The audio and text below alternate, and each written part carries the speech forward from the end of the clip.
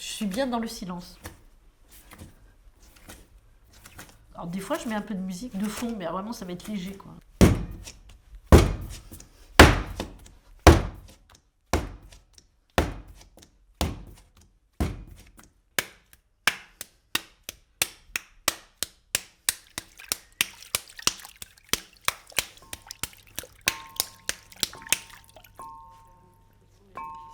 Alors, la première chose, hein, c'est la terre.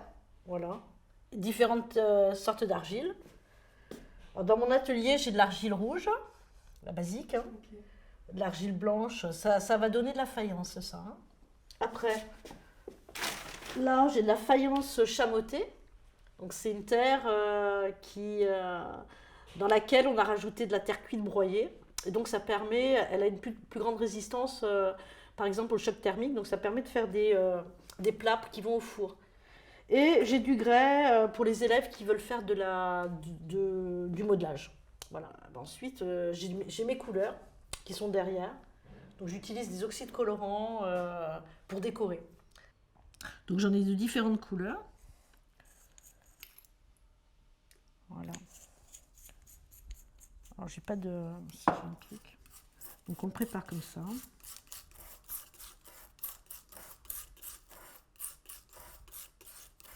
Puis après, je vais mettre un petit peu d'eau. Donc vous voyez, quand ça sèche, je peux les récupérer, hein. Je ne jette pas. Faire des petits machins. Et donc ça tient au four. Voilà. C'est ce avec quoi je décore. On peut décorer à tous les stades en fait, hein. Il y en a d'autres, maintenant je leur montre, on peut décorer aussi sur émail cuit. Donc on peut décorer les pièces à tous les stades et moi c'est ce qui me plaît, hein, c'est de décorer. Après bien sûr il y a des outils. Moi j'ai mon tour. Je fais des gobelets, des bols, etc. C'est quand même agréable de tourner. Après j'ai mon four, hein, bien sûr, ça c'est le principal. Je peux avoir des mirettes, des ébauchoirs. Voilà, des couteaux, des pointes, voilà.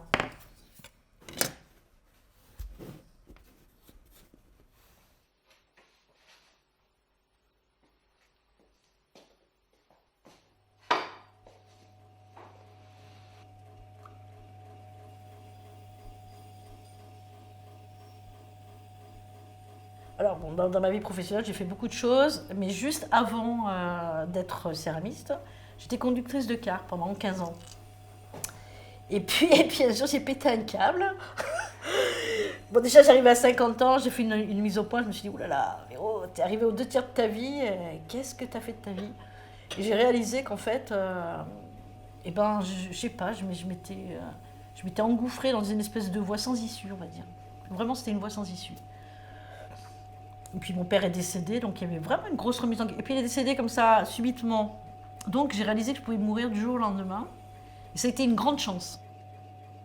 Si demain tu devais mourir, qu'est-ce que tu aimerais faire? Et là, ça a été un gros travail sur moi-même. Et du coup, je me suis dit, il faut que tu fasses quelque chose qui te plaît vraiment, qui te tient à cœur. Et j'avais cette envie de faire un travail manuel depuis extrêmement longtemps. Et donc, j'ai fait un CAP à l'école de céramique d'Aubray, un CAP tournage, et ensuite j'ai fait un CAP décoration. Ça m'a permis de réorienter ma vie et de donner un sens à ma vie, parce que ma vie n'avait plus de sens, et de réouvrir tous les horizons.